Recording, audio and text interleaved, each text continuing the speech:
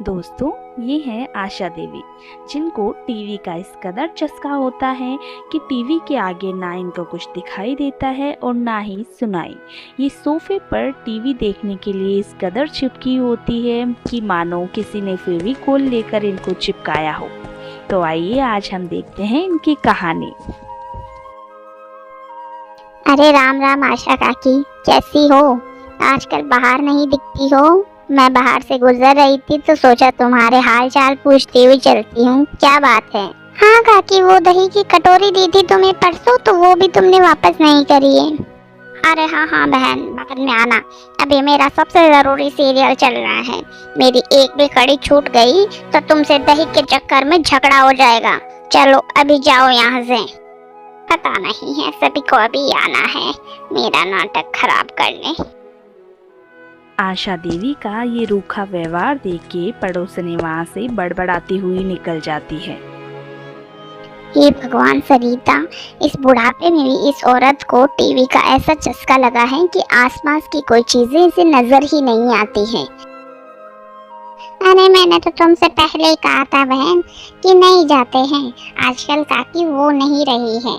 भलाई का तो जमाना ही नहीं रह गया है मानो।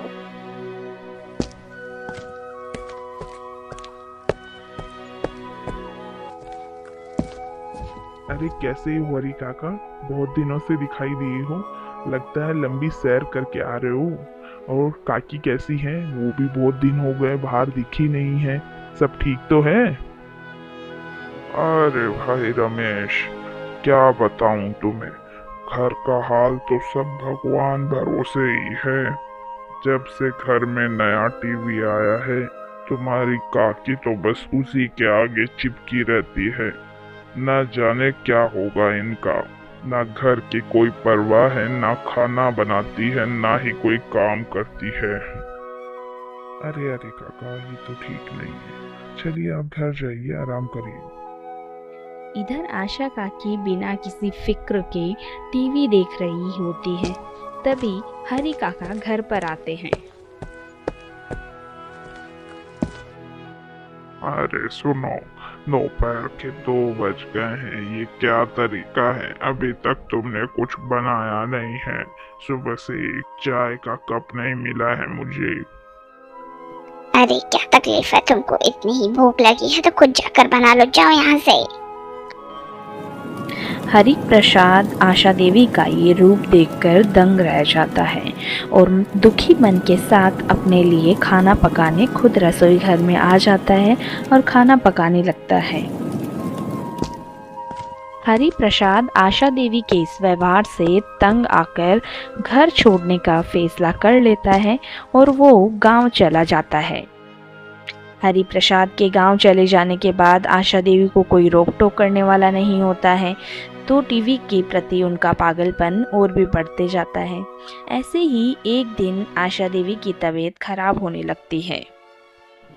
हे भगवान, मेरे सर में इतना दर्द क्यों हो रहा है? आंखों के आगे अंधेरा सा आ रहा है। आशा देवी की तबीयत इतनी ज़्यादा बिगड़ जाती है कि वो टीवी बंद करके सोफे पर लेट जाती है। कुछ देर बाद आशा देवी की बिगड़ी तबीयत की खबर रमेश को पता चलती है, तो वो डॉक्टर लेकर आशा देवी के घर आ जाता है। माँ जी, बहुत ज़्यादा टीवी देखती हैं आप। अगर अब आप अपनी तबीयत में सुधार चाहती हैं तो टीवी देखना बंद कर दीजिए, वरना आपको हॉस्पिटल में भर्ती करना पड़ेगा। अब आपके हाथ है ठीक होना। देखिए, आप आशा देवी का पूरा ख्याल रखिए, वरना उनकी तबीयत और भी ज़्यादा खराब हो सकती है। आशा काकी, आप बिल्कुल भी फिक्र मत करिए। मैंने आपकी सारी दवाइयाँ मंगा दी हैं। आप जल्दी ही ठीक हो जाएंगी। और मैंने काका को भी फोन कर दिया है, वो भी बस अभी आते ही होंगे। आज तुम लोग नहीं होते तो पता नहीं मेरा क्या हाल होता। मुझे माफ कर दो बेटा, मैंने तुम लोगों के साथ बहुत बुरा बर्ताव किया। मुझे माफ कर दो।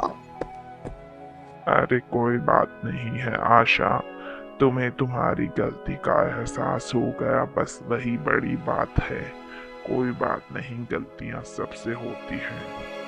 तो दोस्तों, आशा देवी ने अपनी गलती सुधार ली। याद रखिए, मोबाइल और टीवी सिर्फ मनोरंजन के लिए हैं, रिश्तों को खोने के लिए नहीं। अपने परिवार को वक्त दें, क्योंकि मुश्किल में आपके अपने आपके साथ खड़े होते हैं।